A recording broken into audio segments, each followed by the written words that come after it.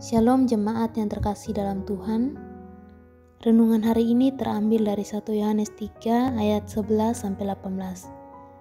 Dalam 1 Yohanes ini, kalau kita perhatikan, kebanyakan berbicara mengenai kasih.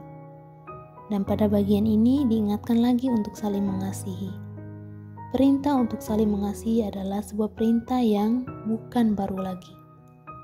Perintah untuk saling mengasihi juga kita dapat temukan di beberapa bagian Alkitab lainnya, seperti di Yohanes 13 ayat 34, yang mana Tuhan Yesus memberikan sebuah perintah untuk saling mengasihi. Orang yang memiliki kasih adalah orang yang tidak melakukan kejahatan. Pada bagian ini diberikan contoh peristiwa Kain dan Habel. Kain melakukan kejahatan terhadap adiknya Habel, yaitu dengan membunuhnya. Sebagai orang yang sudah diselamatkan oleh Kristus dari kematian kekal atau maut, seharusnya kita memiliki karakter kasih, yaitu mengasihi sesama kita, dan bukan hidup dalam kejahatan dan kebencian. Mereka yang melakukan kejahatan atau benci terhadap sesamanya adalah mereka yang tidak memiliki kasih. Barang siapa tidak mengasihi, ia tetap di dalam maut. Dan orang yang membenci saudaranya disebut sebagai pembunuh. Dan seorang pembunuh tidak memiliki hidup yang kekal di dalam dirinya. Hal ini bukan berarti bahwa dengan kita mengasihi bisa membuat seseorang itu selamat atau memiliki hidup yang kekal. Namun hal ini dapat dipahami sebagai bukti daripada seseorang yang sudah hidup baru, yang sudah menerima keselamatan dari Yesus Kristus.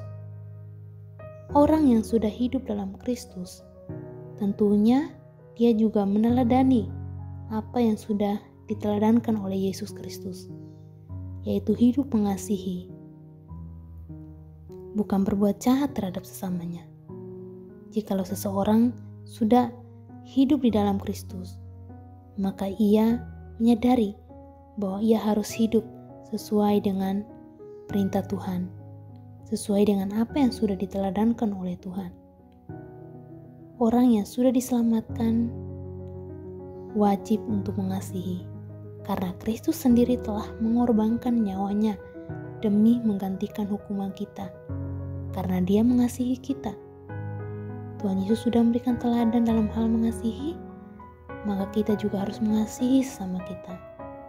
Mengasihi bukan hanya dengan kata-kata, tetapi melakukan sebuah tindakan yang real.